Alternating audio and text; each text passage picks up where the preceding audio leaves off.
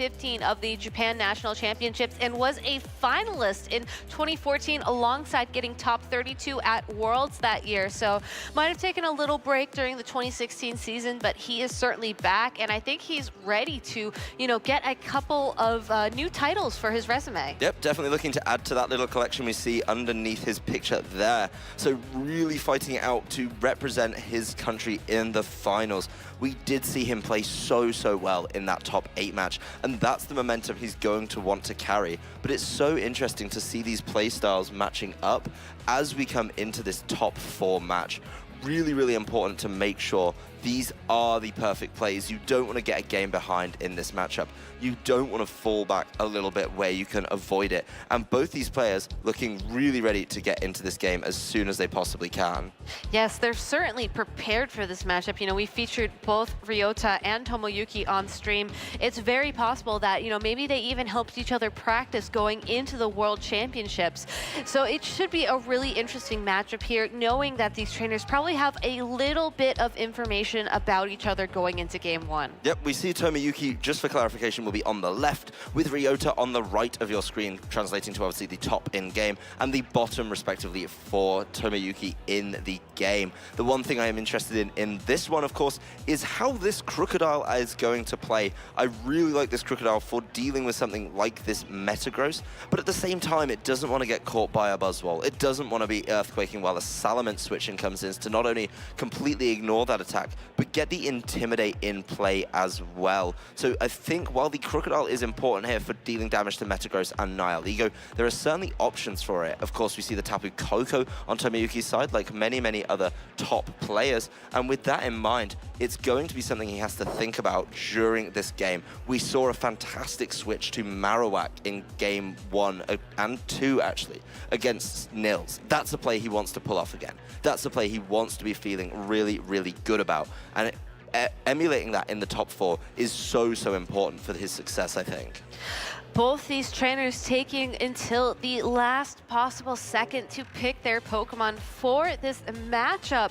Certainly, if you're going to take your time making a decision, you want to do it when there is so much on the line. Again, whoever wins this game will be representing Japan at the finals of the World Championships this year. So best of luck to Tomoyuki and best of luck to Ryota as we get this game started. Yep, both these players taking their time to make the best possible start to this game. Tomoyuki leading with his Metagross and the Nihilego. That is going to be alongside the combination of Tapu Fini and Crocodile from Ryota. So Crocodile's Intimidate will not lower the attack of that Metagross, but it certainly threatens the Metagross with one of several ground-type moves it could bring in its arsenal. Yep, something like Tectonic Rage would be absolutely fantastic at dealing with it. But I feel it's in a really good position, and I love the Crocodile being brought in the lead from Ryota here. It's really good against both the Pokemon. And as you said, it does have access to other moves than Tectonic Rage. It's got to be based off something. So why not Earthquake, which against these two Tomoyuki has in play, would be an absolutely fantastic move to hit it with. The Nihilego taking really super effective damage, actually 4 times weakness to it, would be so essential. The one thing I'm not so sure about is the Tapu Fini here from Ryota, but maybe he's bringing it to just start putting down a little bit of damage, and he's going to have to be careful of the Gastrodon that Tomoyuki's showing us. Tomoyuki switching out both of his Pokemon, the Salamence and the Gastrodon taking its place. The Salamence bringing an Intimidate of its own to the field to weaken that Crocodile and possibly take any ground-type moves. Crocodile not taking any chances, going to start this turn off with a Protect as Tapu Fini goes for a Ice Beam into the Gastrodon. Well, the Ice Beam coming out is so interesting from Ryota there, because it looks like he was respecting that Salamence switch in as something to try and help out with the Crocodile. Unfortunately, he called the slot that it came into wrong, but he made the right call to not go for a Water-type attack, such as Muddy Water, because he doesn't want to get caught short by the Storm Drain that Gastrodon brings to the party right now. So Ryota getting a good amount of damage down on that Gastrodon because of its ground typing mixed in with that water typing, leaving it a neutral hit from Ice Beam. Getting that damage down really is going to help him, I think, as this game progresses, and revealing the Ice Beam on his Tapu Fini means Tomoyuki's Salamence isn't in a good position. It isn't at all. Salamence leaving the field immediately for that Metagross to take its place. The Krookodile going for the taunt onto that Gastrodon, ensuring that it won't be able to protect or do any other tricky moves as this game progresses. Ice Beam from that Tapu Fini into the Metagross, and Gastrodon going for a Scald onto that Krookodile. Yeah, that Scald really doing some great damage to Krookodile there. And that's something I think was very important for him. He needs to get damage and get rid of that Krookodile as soon as possible to get both Nihilego and Metagross in safely. With the Tapu Fini still in play, he can't have Salamence on the field. So he's kind of forced, if he wants to keep this Gastrodon in, to make sure that the Tapu Fini can't use water-type attacks, that one of Metagross, one of course, the Nihilego is in play at all times. And with that in mind, I think Ryota, even though there's been a lot of damage put down on his Krookodile, still kind of sits in the driving seat. He could maybe look at that slot on the right-hand side of Tomoyuki's screen, that slot that now contains the Metagross, potentially a Salamence that he could deal with, but Krookodile isn't going to be throwing any attacks in that direction right about now. Celesteela taking the field in its place as the Tapu Fini goes for yet another Ice Beam onto that Gastrodon, dealing enough damage for it to consume a Citrus Berry. Not one of those pinch berries we've seen really dominate the metagame throughout this weekend. Metagross attacking that Tapu Fini, and Gastrodon going to attack the Celesteela with a Scald. Yep, the Zen Headbutt doing some pretty significant damage there to Tapu Fini, keeping it kind of dealing damage, but we know this Tapu Fini has been just Ice Beaming, so the Tapu Fini holding one of those choice items, doing a lot of damage, making it the choice specs, way more damage than the Tapu Fini should be doing to something like a Gastrodon here. But this Celesteela switch in feels really, really good for Ryota. The way that it's coming against the Gastrodon and a Metagross means that neither Pokemon threatens it with really crazy amounts of damage, and there's a lot of time for him to set up the Leech Seed to get that in play. The only thing we've seen coming out on Tomoyuki's side that can deal really, really big damage to it, I think would be something like a Salamence holding Flamethrower. Nihilego could do some pretty significant damage with a Power Gem, but it's still not enough. Tapu Fini leaving the field. Ryota sending out his Alolan Marowak to take its place, definitely threatening that Metagross. But Metagross firing off a Zen Headbutt into the Alolan Marowak. Celesteela with the Leech Seed going to connect with that Metagross to start slowly sapping away at its health. And Gastrodon with the Scald into the Alolan Marowak. It's left barely hanging on. Yep, Alolan Marowak coming in there. Maybe not the most essential Pokemon in this matchup because of the lack of Tapu Koko from Tomoyuki, but the Celesteela starts to do what Celesteela does best. That is get itself out on the field, get the Leech Seeds in play, and start stealing health away from his opponent's side of the field. That's going to be really good damage to build up, especially if he can get another one down. There is definitely the kind of deciding factor here. If Tomoyuki can get rid of that Metagross, that Marowak would be really, really good, but the longer he stays on the field trying to do that, the more health he's going to give away to Leech Seed, if that's what Ryota's trying to set up. I think the 4 Tomoyukis brought to this battle in particular are going to struggle to get through a Celesteela, especially if that Celesteela is one that is really heavily invested in its special defense, because the only 2 Pokemon that can deal with it are special attackers. Salamence back out on the field, bringing with it that Intimidate to lower the attack of that Celesteela and that Alolan Marowak. More importantly, any attack from that Alolan Marowak that's a ground type will not attack that Salamence. Celesteela with the Leech Seed into the Gastrodon, but Marowak goes for a Shadow Bone into the Salamence, lowers a stat as well, and Gastrodon uses Recover, not going for the knockout quite yet on that Alolan Marowak, instead deciding to restore its health back up to full. Yeah, giving some more health though for the Celesteela on Ryota's side to recover with the Leech Seed, and not taking the knockout on Marowak there could be kind of interesting. It's something that we talked about a little bit in his top 8 game, but when he feels the Marowak is dead weight, now it's not hitting anything super effectively, or it's not doing as much damage because of the Intimidate, there is a kind of deciding factor. Is do you just leave it there? Do you take that little bit of damage? And do you start focusing on something like the Celesteela? Salamence this year have been carrying Flamethrower. That's going to do some pretty decent damage if he can get that into play. And with that in mind, you know, maybe able to start wearing it down, follow up with some Scalds, fish for some burns so the Leech Seed isn't as effective, but Tomoyuki being quite smart in switching out on one of the Leech Seeds, so Celesteela isn't recovering a absolutely insane amount between turns. Gastrodon and Salamence left on Tomoyuki's side of the field. That Celesteela certainly happy to stick around with both of those leech seeds. Salamence not going to give it any more of its health for now. Instead, the Metagross taking its spot on the field. Alolan Marowak switching out as well, and the Tapu Fini will return to the field. So Tapu Fini bringing back that misty terrain, not going to have as much of an effect right now, but could come in handy in the future. Celesteela with that Leech Seed, predicting the switch, setting that Leech Seed back up on the Metagross, and Gastrodon with the Scald into the Tapu Fini.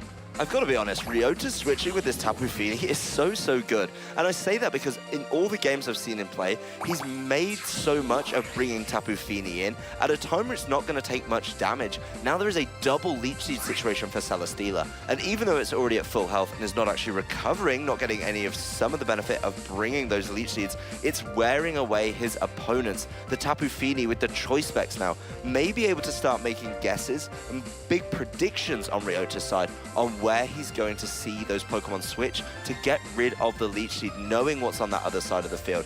Things like the Salamence and the Nihilego, he just needs to make the right calls so when something comes in, it gets punished for it. I don't think he wants to look for the Salamence coming in because of the potential of the Ice Beam, but he knows that he's going to have to go for something like that because, of course, the Storm Drain keeps those Water-type attacks completely out of the equation. You don't want to boost Gastrodon while it's fighting back with Skull. Oh, and the Storm Drain immediately activates as Tapu Fini uses Muddy Water, so Gastrodon's special attack will be boosted by 1 stage, but Muddy Water still able to connect with the Metagross, who fires off a Zen Headbutt into that Tapu Fini, just barely missing that knockout. Celesteela following up with a Flamethrower to knock out the Metagross. So Gastrodon is currently the only Pokemon standing on Tomoyuki's side of the field. Celesteela happy to take a Beast Boost in the process, and Gastrodon going for a Scald onto the Celesteela. Yeah, and that Gastrodon doing a little bit more damage than it should, and getting the burn here as well. That's certainly going to help out against this Celesteela. One thing to note, the Celesteela did in fact get a Beast Boost in its defense, so that's really not going to help out in this matchup, in my opinion, because all of the Pokemon on Tomoyuki's side that are threatening it are special attackers. One thing that a lot of people have talked about this season is how to get the most value out of your Beast Boost. That's something I'm super excited about. And this Tapu Fini, really interestingly, is actually stuck using Muddy Water. So if it goes for it again this turn, it has to get a knockout on the other side for it to be valuable. It helped out the previous turn getting the knockout on the Metagross. So you can argue that was important and that was worthwhile. But right now, it's definitely not the premium option because this Gastrodon is going to start dealing surprising amounts of damage. The Muddy Water would be nice, I think, against the Nihilego, but it's going to take a number of turns to knock out a Nihilego, especially with a Tapu Fini, because it does have such a high special defense stat. That's so important that he's going to have to switch out Tapu Fini, I think, in this instance. And that's a turn that Tomoyuki can punish. The Pokemon that he's been using to switch in, forced to switch out, could be capitalized on if you're Tomoyuki. All he has to do is make that prediction. Yes, Muddy Water, it's a spread move, which means it's not affected entirely by the Storm Drain. It will boost Gastrodon's special attack, but at the same time attack the other Pokemon on Tomoyuki's side of the field, and that's just something that Ryota is not willing to continue on, at least for this portion of the battle. Instead, sending in the Alolan Marowak in its place. Nihilego revealing that it has Protect, not going to take damage from that Celesteela, and Gastrodon going to recover all of the damage it's taken right back up. It's Gastrodon showing off how good it is. It's still at full health, even after being sat on the field, being afflicted by Leech Seed for a number of turns.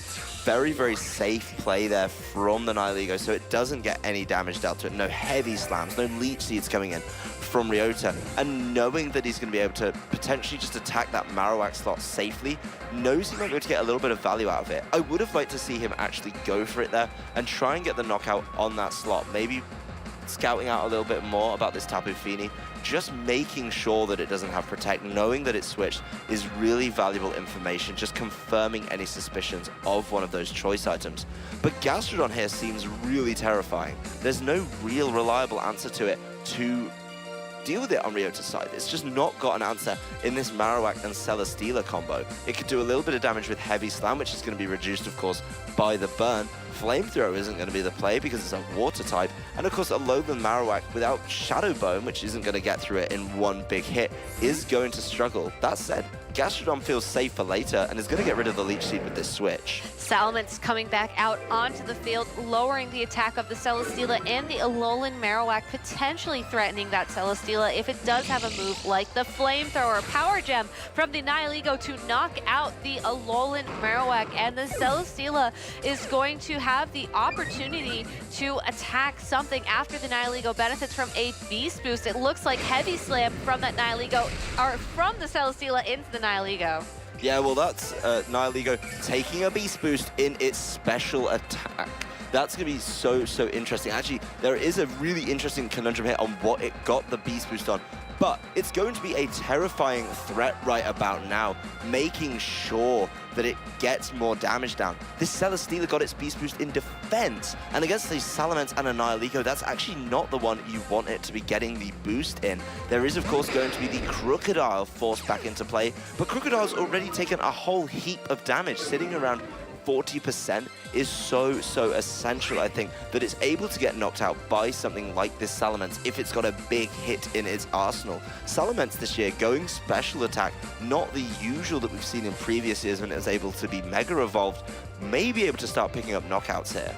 It's hard to say. Salamence certainly has a lot of really interesting options it can bring with it to the table. If I were in Tomoyuki's shoes, you know, that Celesteela, while it hasn't been doing much on the field other than setting up Leech Seeds, might be tempting to start going for those knockouts on that, assuming that the Crocodile won't stay on the field that longer. Instead, though, the Nihilego will leave the field, giving up its Beast Boost for the Gastrodon to take its place. Crocodile going for a Protect and not taking any damage from the Salamence's attack, and Celesteela free to set up Leech Seed onto that Salamence. Yep, well, Nihilego switching out there, certainly interesting. I did have a little bit of help from my friends tell me that it did get the Beast Boost in its special attack, so it would have been a really nice Pokemon to keep around, but certainly respecting this Crocodile. You do have to wonder if this Celesteela has enough in the tank, and I think this Gastrodon switching in is something Tomoyuki is very comfortable in playing with. He knows that it's got the Scald, which is going to deal great damage against this Crocodile. He knows, of course, that it can start recovering, so if the Leech Seed comes out from this Celesteela, it's not going to be doing the maximum amounts of damage every single time, and even when it starts to wear it down, it can just recover back up. Tomoyuki in a fantastic position in this game. A fantastic position indeed. It makes you wonder, what can Ryota do to sort of counteract the strategy that Tomoyuki has set up for himself? He's going to have to spend a lot of time getting this Celesteela in a position to wear things down. But this Gastrodon with the cover is going to cause so many problems. He also needs to deal big damage with this Crocodile, and the Salamence switching out for Tomoyuki means Intimidate is going to be available for later. Nihilego back on the field again. Crocodile switching out as well, and it'll be the return of that Tapu Fini, just barely holding on in terms of its health, bringing back that Misty Terrain alongside of it. Celesteela using Leech Seed onto the Gastrodon, going to slowly start sapping away at its health, and Gastrodon with the Scald, happy to attack straight into that Tapu Fini for the knockout. Yep, getting the knockout on that Tapu Fini forces Ryota down to his last two Pokemon. That is going to be the Crocodile alongside that Celesteela, and very wisely, Tomoyuki switching out that Salamence, meaning he has Intimidate for later. Also, if the Crocodile decides it wants to go for an Earthquake, then it's going to be in a great position to just switch out for the Salamence, not only intimidating it, but avoiding the damage altogether because of the flying type. So really interesting play from Tomoyuki, getting a lot of value out of this Gastrodon, I think, in this game. He does need to round this out, but it is a really good position. The Celesteela has a lot riding on it, I think.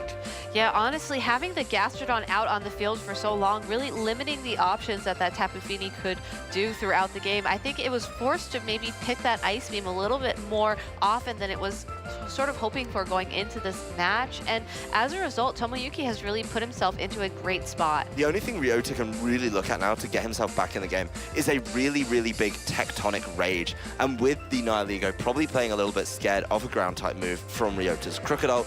You really have to look at this Crocodile to see if it can get a big knockout on this Gastrodon. Of course, it is going to have to do this with the hindrance of Intimidate. Intimidate will lower the attack of that Crocodile and that Celesteela. So the big question is, can Ryota knock out that Gastrodon? And if anything can do it, it'll certainly be a Tectonic Rage from that Crocodile. Yes, this Crocodile has to get something out of this Tectonic Rage. If it doesn't, it's going to be in big trouble. We see the title coming up for it, meaning it is going to be connecting with the Gastrodon. After the Intimidate, this could be particularly close. Gastrodon, really bulky Pokemon this year, and we've seen Tomoyuki play so wisely with his Salamence to keep that Intimidate available at all times. Gastrodon is able to hold on Celesteela with the Leech Seed into that Salamence, and Gastrodon doesn't even attack this turn, instead going straight for that recover. It's almost like that Z move didn't even happen. Yeah, it basically didn't do enough damage at the end of the turn. It's pretty much equal, and that's Tomoyuki just securing a win condition for himself. Knowing that it's going to be so hard to deal all this damage, he's probably just going to put everything on this Gastrodon. In the end of the game, that's how he can do it. I think in this turn, he's in such a fantastic position to start rounding this out. We've not seen Gastrodon at the forefront of this metagame at all this year. And while both players are taking a lot of time to make their decisions, they know there's so much on the line. Yes, Gastrodon, really though, it has an amazing history. It's done well in so many other previous metagames. I think it just took these trainers some time to figure out, you know, what kind of role it can play given the 2017 format. Yeah, it's so essential for it to pull out all the stops at the highest stage. The semi-finals, obviously the penultimately highest stage for the finals, but the World Championships is where Gastrodon is showing off the cool things it can do for us here. Salamence, though, just going to start getting rid of this Celesteela. You've got to start getting rid of it somehow. Flamethrower onto the Celesteela, and it looks like that Crocodile is going for an Earthquake. It will not attack that Celesteela, it will not attack that Salamence, but it certainly will connect with that Gastrodon. But Gastrodon happy to not take much damage. Heavy Slam from the Celesteela into the Salamence. Again, thanks to those Intimidates, it just does not do enough damage. And Gastrodon with the Scald to knock out that Crocodile. Yeah, we've seen that Celesteela actually sticking around on the field for so long. And the Salamence has been in and out. It's been shaking it all about, and basically means that Heavy Slam is never going to be doing enough damage if it's at all possible. So unless it gets a critical hit, it's not going to be there. Of course, it's recovering some fantastic amounts of health with this Leech Seed recovery, and that's something I think that he's going to have to play so smartly to get through. We've taken a long time in this game so far, nearly 20 minutes to play the whole thing out, and maybe this could be one of these games that goes all the way to time. So much riding on Celesteela here, and Tomoyuki does have the burn on Celesteela. I mean, he's got it down with the Scald earlier, but he's just going to have to make sure he can get the win. We saw Flamethrower doing very little damage to this Celesteela, and that's something that's going to be really important for Ryota to keep it around. He wants to get another Intimidate down later, and he's going to do that by getting a switch in play. Nihilego back on the field, also removing one of Celesteela's recovery options, but Celesteela more than happy to set that right back up. Gastrodon using its recover to restore its health as well. Part of me can't help but wonder if we'll see this sort of match play out, so it comes down to the Celesteela versus the Gastrodon. Yeah, well, Nihilego's going to come in and get its chance to deal some big damage to this Celesteela, but Celesteela, an exceptionally bulky Pokemon, going to need more than a few hits to get knocked out here. Those hits are going to have to come in fast, and of course, Ryota has the option to just start protecting and stalling this game out with Leech Seed, even with the burn, because he was smart enough to basically get the Leech Seed down, knowing the Salamence was going to be switching out. Then he was able to get the Leech Seed down immediately, and with that in mind, he's going to be recovering more than the burn does between turns. Nihilego leaving the field yet again. Another Intimidate coming out from that Salamence, really solidifying the fact that Celesteela will need to rely either on the Leech Seed or a critical hit from these Heavy Slams to deal enough damage. No critical hit this turn. Salamence still around on the field. Gastrodon with yet another recover. Yep, Gastrodon doesn't want to play without full health. Of course, it's never quite going to get there because of the Leech Seed, but it wants to be as close to full as possible. Then it can start throwing the Scalds out towards this Celesteela and try and get some big damage down. We've seen this Celesteela, of course, on Ryota's side of the field, basically eating up these special attacks so well. I think that's really important to take a look at how it's managed to do that.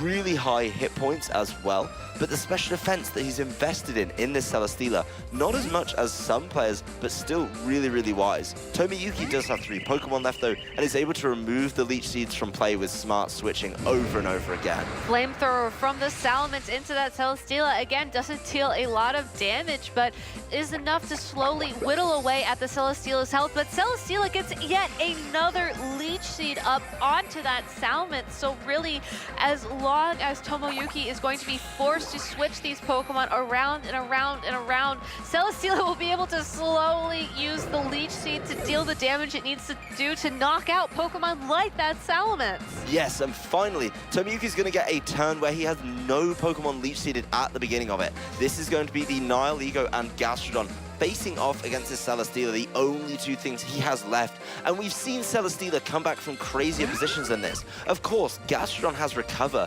so there's really no reliable way to deal all that damage. The Flamethrower isn't going to be in a great position. We are, of course, going to struggle to see the damage come out from Heavy Slam against this Gastrodon, and Nihilego's going to start dealing the damage he needs to win this game, potentially. Power Gem with the critical hit onto the Celesteela, who fires off a Leech Seed onto the Gastrodon. It connects. Gastrodon going straight for the Scald into that Celesteela, leaving it just above the red, but Celesteela going to get its health back with that leftovers, with that Leech Seed as well. It could be down to 1 more Power Gem, but it's going to be so close. The one thing Ryota needs to do now is find a safe time to get rid of this Nihilego. We saw it do a lot of damage with the Power Gem, but that's because of the critical hit that it got we saw come in there, and that's so essential. This game already taking half of the round time as we move through it. Nihilego just desperately trying to stick around. This is one way to do it. Celesteela with the Protect, not going to take any damage from the Nihilego or the Gastrodon, who goes for yet another Scald. In case you're at home and counting, we are currently on turn 19 of this battle. Yep, this game is going to be going the distance, the full Hercules experience for you guys at home here today. It's going to be a long slog, and you have to wonder, does Tomoyuki have any damage that's big enough to reliably take the knockout on this Celesteela? Of course, Gastrodon can buy so much time with Recover. It basically won't be able to get knocked out because whenever it gets anywhere near close, even under half, it can just decide to recover. And Tomoyuki, realizing this, starts going for big attacks here on this Celesteela. No critical hit. Instead, that Leech Seed connecting with the Nihilego. Gastrodon going straight for yet another Scald. So even though Celesteela is slowly inching closer and closer to 0 health with the double Leech Seed, with the leftovers, with the Protect even, it has found a way to just keep this match going. Celesteela could do this. This is one of those problems that people looked at in the beginning of the season. Everyone realized how great Celesteela was at bringing games back from the brink, getting the Leech Seeds down. He's finally got his health to a point where he feels comfortable enough to get that second Leech Seed down on Nihilego. Without the critical hit, we are noticing the Power Gem just not doing enough damage. 2 sets of Leech Seed recovery available for Ryota this turn if he manages to just hit the Protect button. That's all he has to do. Well, it looks like we aren't going to see a Protect the Power Gem into that Celesteela. Celesteela instead deciding to go for a Flamethrower onto the Gastrodon, hoping for that burn. It's not very effective. It does not burn as well. Gastrodon instead healing its health right back up. Well, Celesteela probably feeling pretty confident its ability to take these attacks. Doesn't go for the Protect. It looks for the burn with Flamethrower, which is one of the few things it can do to start helping out against this Gastrodon. But this is going to be going all the way in this game. Look at how much health that Celesteela is recovering, particularly from this Nihilego on Tomoyuki's side. Obviously a Nihilego with a lot of hit points, one of those bulkier Nihilegos that invested in hit points rather than speed, or complete investment in speed and special attack. That's something that seems to be paying off for him. big number of hit points we see on the bottom of our screen there, and that's just giving more and more over to Ryota between turns. Another power gem, another attempt looking for a critical hit, but it does not get it. Celesteela again with that flamethrower into the Gastrodon. No burn, Gastrodon firing off a Scald into that Celesteela. Yep, the Celesteela knows that it probably gets more in recovery between turns than the power gem does, or at least very, very similar amounts of damage. Knows that Gastrodon just doesn't deal much back, and we're going to see another big bit of recovery from the benefit of that Nihilego. Gastrodon taking its time. Now, as we approach the end of this game, there is another metric in this game that we haven't considered. That is the yaw time that we see. Between turns, we get to see where both players are on yaw time, and the first player for that to expire will lose. Of course, Ryota having 3 minutes and 13 at the beginning of this turn. Tomoyuki only 2 minutes and 44. With only one Pokemon, that's only one decision he has to make, and you see him making these decisions so quickly. No critical hit. Will there be a burn this turn? It's hard to say. Not very effective, and he gets the burn onto that Gastrodon, just like Ryota was looking for. Yep, that's exactly what we need. That's something that's going to help this Gastrodon get knocked out and force Tomoyuki to play more recovers. But it's so easy for Ryota right now to just keep going for at least an attack. Just at this moment, he is going to be able to start going for it. And the Nihilego drops so low, its berry is activated. It is going to be the Wiki Berry. So now Ryota's going to have to wait even longer to knock out that Nihilego with Leech Seed. You know, so many bulky Pokemon on the field right now. I never thought we would have seen a Nihilego holding a Pinch Berry in the top 4 of the Pokemon World Championships. This is so exciting right now. It may look like a slow game, but it's such a methodical and strategic game. Both players trying to find a slight advantage. Ryota really has one decision to make every single turn, and that's what his Celesteela does. This time, just shutting it down, doesn't want to take any damage, just wants to get his Leech Seed recovery. He's gotten the bird. He doesn't need anything else from that Celesteela right now except for it to stay safe and heal itself up. Leftovers, Leech Seed, just exactly what every Celesteela wants in the morning when it wakes up for breakfast. So Celesteela going to stick around for yet another turn.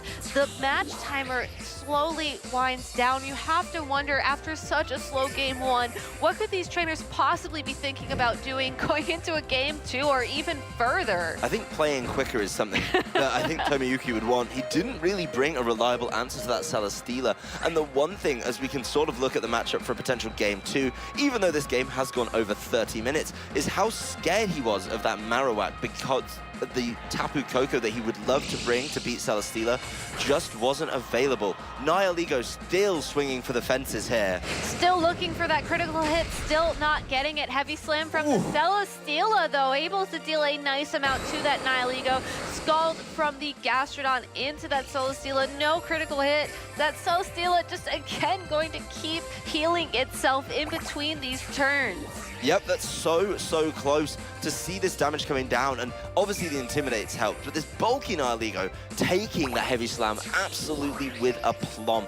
Not a problem for it to just take that damage every single time. The Leech Seed recovery coming in. The Gastrodon sitting exceptionally low and actually not recovering the burn. It's going to get knocked out by that burn, so it's down to just the Nihilego and the Celesteela. Nihilego does not have access to any more recovery. It has consumed its Wiki Berry. This Celesteela has gone the distance and has become really the hero that Ryota needed to bring him this first win in top 4 at the World Championships. Tomoyuki not working in the recover, trying to get another Scald in, realizing he was up against it, and that game was so long. The mental fortitude needed by Ryota to keep his cool when we were in a situation where he needed to put everything on that Celesteela. Ryota Otsubo taking game 1 in an absolute marathon against Tomoyuki Yoshimura.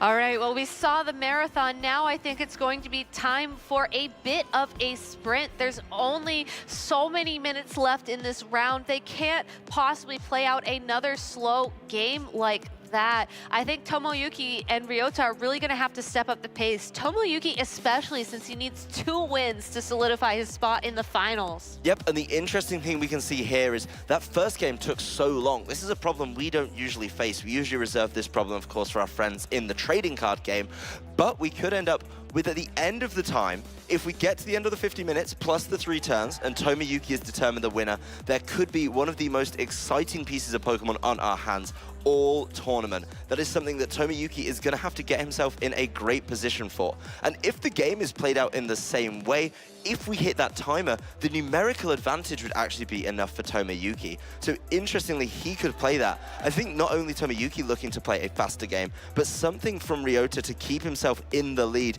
even just win the game in the allotted time, would be so important here. He certainly has the tools to do so. You know, we know that Krookodile does have the Z move, the Tapu Fini holding the choice specs. He has so many options on this team to play offensively, in contrast with the Celesteela's very slow, very meticulous Leech Seed, Protect, Leftovers game that we saw in Game 1. I think the biggest question for Tomoyuki is how can he counter that Celesteela potentially? How can he stop himself from falling, you know, getting his Pokemon knocked out by the choice specs, by that Krookodile?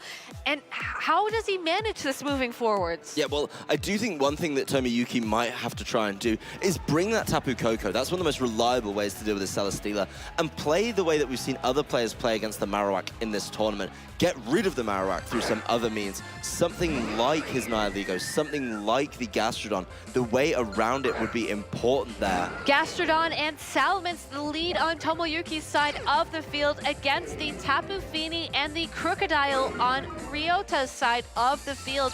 That Krookodile bringing with it the Intimidate, but not going to make as big of a difference as that Salamence lowering the Krookodile's attack. Yep, the Krookodile in not such a good position now. And we saw after an Intimidate, not negligible, but not enough damage from that Tectonic Rage. That's something that he really needs to get the maximum amount out of.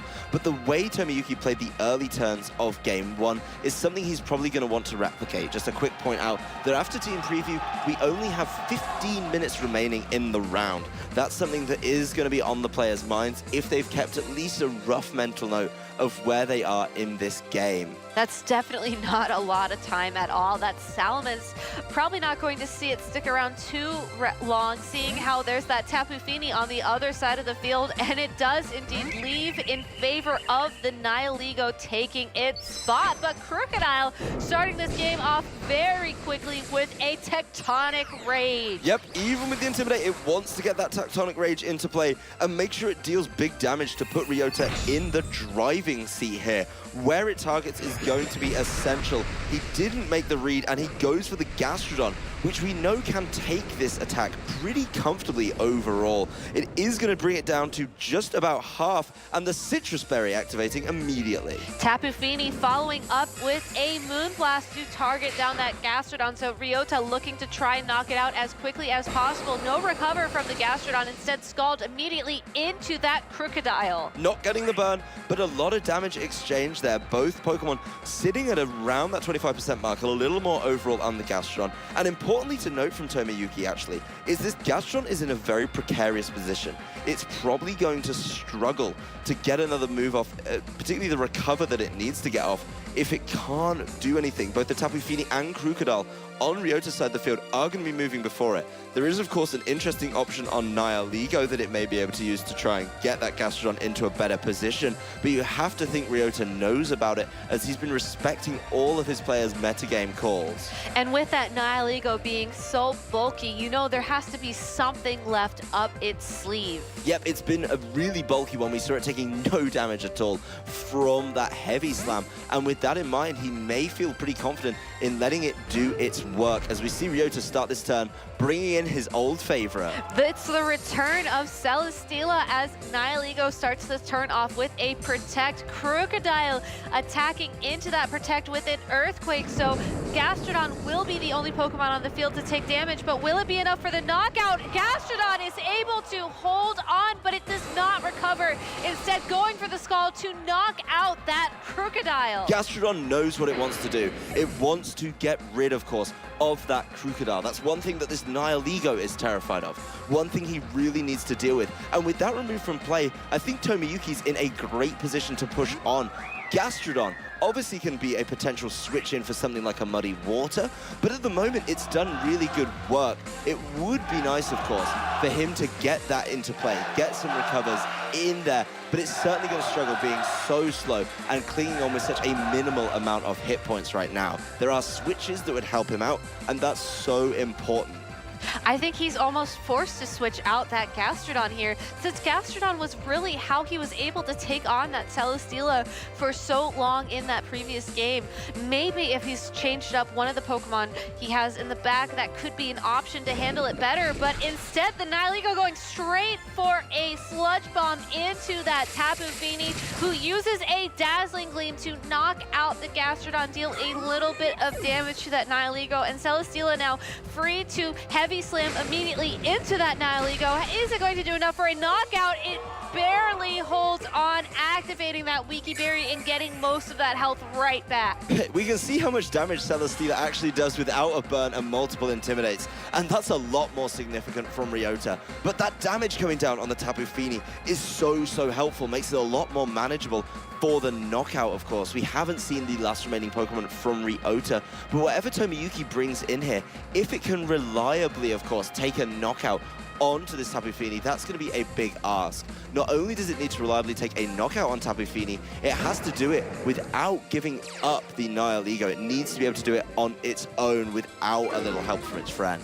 Well, the Intimidate from that Salamence will certainly help the Nihilego stick around for a little bit longer, but the question is just how long will that be? Yeah, it has to basically bait out potential protects from Tapu Fini. I think Tomoyuki needs to get himself in at least a numerical advantage. This game, though, being played a whole lot quicker, the Intimidate cycling is going to start slowing it down, and that's certainly an interesting playstyle. Ryota comfortable to slow it down, while the Pokemon are tied at 3-3. It's a whole lot harder to slow it down with Pokemon missing. Tapu Fini leaving the field in its place. It's going to be that Alolan Marowak Salamence with the Flamethrower into the Celesteela.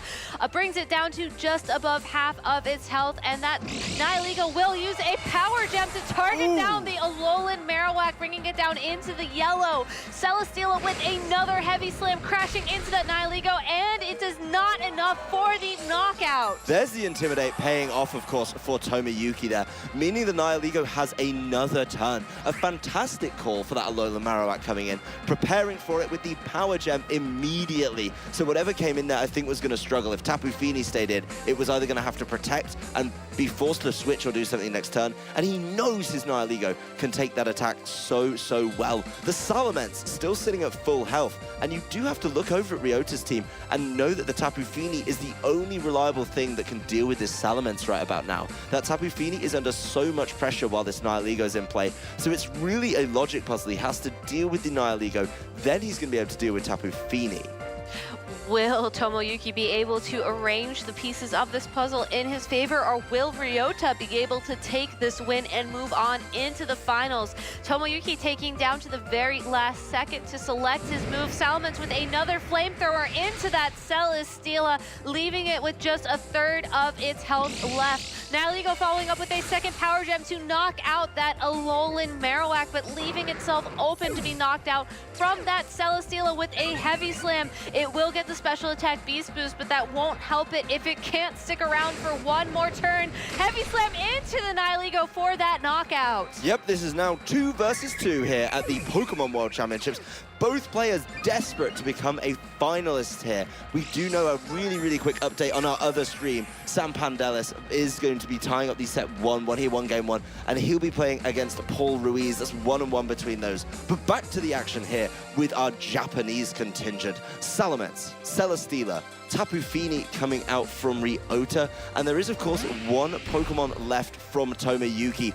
Buzzwole coming to the field to maybe try and flex a little bit. Yeah, Buzzwole possibly trying to steal the title of Hercules from that Celesteela. Certainly a very interesting Pokemon. We've seen it used in the past here today with a move like Assault Vest. Not sure what it has right now, but with both of Ryota's Pokemon at less than half of their health, certainly could be a very interesting pick for the final turns of this game too. Tapu Fini is the big one for Ryota here. Tapu Fini is the damage dealer, and Tapu Fini is going to be doing great damage with the Dazzling Gleam to both the Pokemon on Tomoyuki's side of the field.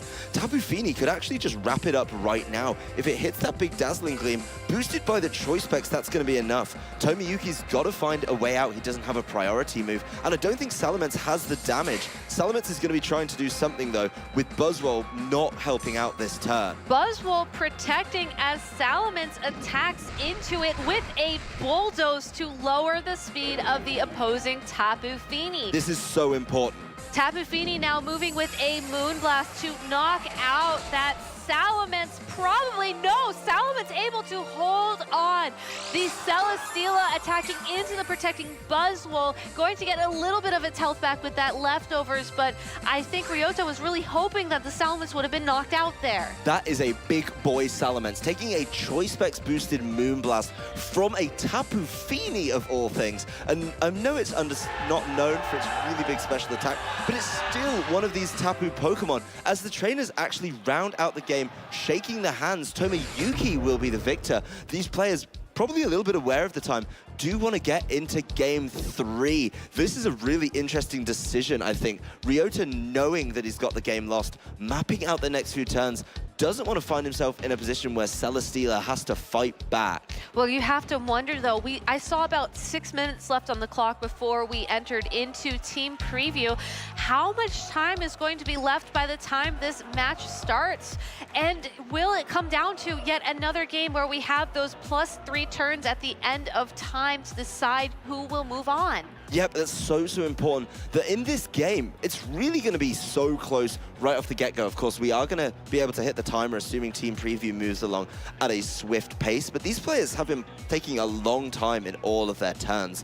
And with that in mind, we do have to wonder which one is going to find the early advantage. Both these players really going for it early on in both their games. This Gastrodon on Tomoyuki's side in his win, going for big Scalds, getting rid of that Crocodile, and Ryota going for those big hits, of course, with the Heavy Slam not being negated by the Intimidate and the Tectonic Rage right off the bat.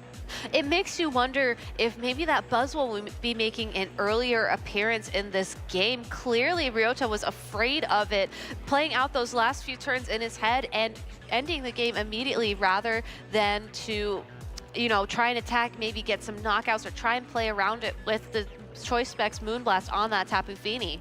Yeah, that's something he knew what was going to happen. Obviously, Buzzwole is known to carry Poison Jab and would have been able to do enough, and as soon as he saw the Bulldoze lower the Tapu Fini's speed, he was probably very comfortable knowing that Buzzwole was going to be able to come in and Poison Jab, and then he was actually going to be left fighting back with a with the Celesteela against both the Buzzwole and the Salamence, which was going to be a slow drawn-out game that he didn't feel he was going to have any chance to win. So knowing that, he forces us into a Game 3 within the allotted time. And time keeps ticking down. Both these trainers looking to take until the final seconds to lock in the 4 Pokemon that they hope will bring them into the finals here at the 2017 Pokemon World Championships. These trainers are ready. They have been preparing all weekend, possibly all year for this moment, and it's going to come down to these final minutes here in this game. So best of luck to Ryota. Best of luck to Tomoyuki. Let's get this game started. Yep, there's going to be so little gameplay left in this round with the allotted time. Of course, we get the +3 turns at the end of it, but that's going to be so hard. both players desperate to eke out an advantage, and we see an adaptation from Ryota right off the bat. Tapu Koko and Crocodile out on Ryota's side of the field. That's Salamence and the Metagross out on Tomoyuki's side of the field. So Salamence yet again going to intimidate that Crocodile, possibly stop it from being able to knock out the Metagross with an Earthquake. But we know that the Crocodile has that Tectonic Rage, and we know that Ryota has been using it immediately to try and gain an advantage when there isn't much time left on the clock. Yeah, that's going to be so hard to get a reliable Tectonic Rage. With the Salamence in play, the Metagross obviously knows it's going to be a big, big deal. That's something that I really think this Metagross is relying on. Finding those opportunities, of course, to get that damage down is really something it wants to do. And this Tapu Koko is a much more offensive option from Ryota. Definitely. I'm really curious to see what this Metagross is going to do here. We didn't see the Metagross in Game 2, so possibly maybe Tomoyuki wants something like a weakness policy to activate, and maybe is looking for something like a Bullet Punch to be able to deal a lot of damage very quickly. Yep, Bullet Punch would be great here. That's something that he has to be looking for to try and get something down. But this Salamence is in a really precarious position as well. It's usually been used to deal with this Crocodile with Intimidate. With Tapu Koko coming out from Ryota, it's certainly getting a little bit harder.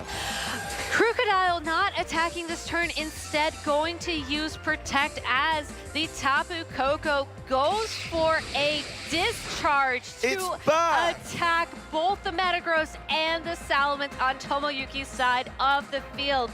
Salamence left attacking into the protecting Crocodile and Metagross with that Zen Headbutt into the Tapu Koko. That's a whole lot of damage, but interesting to note the return of a classic strategy, Discharge next to your ground type, and you won't do any damage to it anyway. This has changed a little bit with Tapu Koko not being a flying type, the common Disquake we saw, but now it's Tectonic Rage. It's a really different prospect. A Metagross in this electric terrain taking so much damage. Both players just swinging with these big hits really early on. You have to look at this Tapu Koko clinging on with a little bit of its health. Would it be in range for Bullet Punch is something Tomoyuki has to make the informed decision on, because then Salamence may be able to start retaliating and hitting this Crocodile for damage. But all of these turns so valuable, as only 52 seconds remain on the clock here. It was 53 when you started saying that sentence, but the clock is ticking down so quickly, it's hard to keep up with it. Metagross with that Protect. Tapu Koko attacking the Metagross again with a Dazzling Gleam this time, but Salamence is able to hold on. Tapu Koko taking a little bit of damage thanks to that Life Orb hold item, and Salamence using Bulldoze to be able to attack both the Tapu Koko and the Crocodile on Ryota's side of the field for the knockout onto that Tapu Koko. Only the Crocodile is going to be able to attack now, and Ryota going for a Z move. Tectonic Rage does not care about your Protect. It is going to be dealing damage with the Tectonic Rage through Protect, but only a fraction of the amount. Time was just called in the round. We are a couple of seconds out. So this is turn 0 in the game. And in this turn 0, Metagross taking so much damage. But after the Intimidate, it's not enough. It is going to be clinging on and actually activating its weakness policy in this game. So any moves coming out from this Metagross going to be doing even more damage. And that's exactly what you want in a turn 0 situation. If Metagross has a move like Bullet Punch, being able to deal damage quickly could mean that as long as you maintain the Pokemon, the more Pokemon on your side of the field, you'll be better off as you progress towards that turn 3, towards that tiebreaker decision. Tapu Fini taking the place of that Tapu Koko, bringing with it the Misty Terrain. We know it has choice specs, and we know that all it really needs to do is use some sort of spread move, maybe a Muddy Water, maybe a Dazzling Gleam, and it probably will be able to knock out both the Pokemon on Tomoyuki's side of the field. Yep, it needs to get that attack off though, and it hasn't been affected by the Bulldoze like the Crocodile, but of course this Metagross could start dealing some big damage with a Bullet Punch, and if there was something in the arsenal of Salamence to deal with it, then it would be in a better position. I'm so excited to see how this game comes to play. If Tapu Fini can stick around, which it's known to do, Ryota's brought it in so many situations through his Top Cut run so far, where Tapu Fini has been a key Pokemon on his team. It does have the Misty Terrain, so nothing weird like burns on the Crocodile will be a viable option there.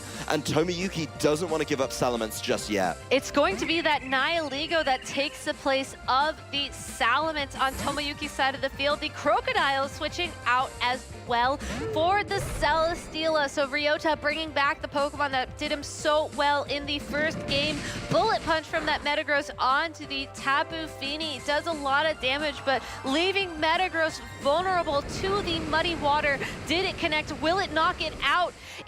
Looks like the Nihiligo was able to dodge it, but the Metagross will be knocked out, tying up the Pokemon count on both sides of the field. Yep, Nihiligo not taking any damage from that muddy water is absolutely huge for Tomoyuki here. That means it's going to be a little bit freer to try and do some work. The Salamence, of course, is able to come back in and try and deal with this Celesteela in the lightest way possible with an Intimidate. That's going to help Nihiligo stick around, which we saw was so essential to Tomoyuki in Game 2. The switch in for Tomoyuki after the fallen Metagross is going to be Buzzwole. So there is no Gastrodon in play for Tomoyuki for this Game 3. Instead, relying on good old Buzzwole with the power of Arm Day to flex his way, hopefully, into the finals. Yep, Buzzwole here, an interesting selection. We know the way that Tomoyuki played the end of Game 3 in the previous round, that is what's going on. He knows that he looked for the Bulldoze to try and deal with his Tapu Fini,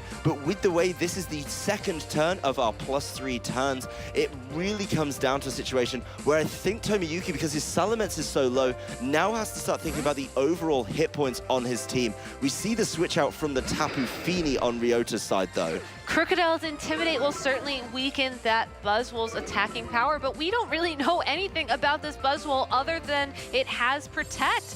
Not going to see it quite yet. Instead, that Celesteela protecting itself this turn.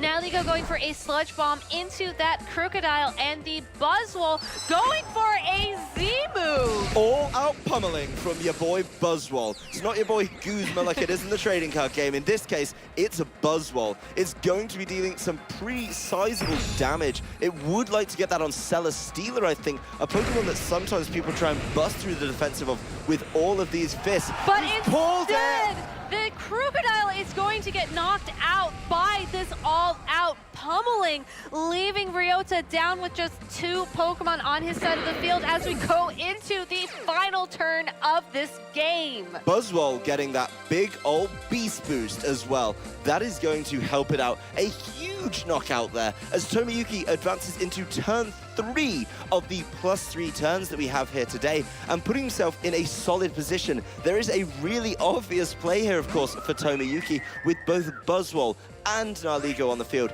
with a Pokemon advantage. All he has to do is hit those Protect, and then he's going to be able to win this game. The final turn, of course, of the game is here, and this game has been so close. It's been so close, coming down to the wire, but Buzzwole doing what it does best with the Z-move. No, it protects from Tomoyuki. Instead, Sludge Bomb into that Tapu Fini. Not going to knock it out. Instead, Moonblast into the Buzzwole for the knockout. Ryota's clawing his way back. He still has a chance. The Heavy Slam from the Celesteela into the Nihiligo. Will it knock out without the Intimidate? A critical hit! Critical hit! It does it at the last second! Ryota gets into the finals thanks to a critical hit from his Celesteela in the final turn of this game. Tomoyuki doesn't play it safe. He tries to style on his opponent by knocking out the Tapu Fini, and the big critical hit coming through in the time he needed it most. Ryota is going to be advancing to the finals, bringing it down to the final turn of the +3 turns in this semi-final. Tomoyuki must be devastated, but there's smiles, of course, on Ryota's face as he knows he's going to be able to play that out. And the crowd goes wild. You know, there's so much energy right now in the hall. Both Adam and I were literally practically out of our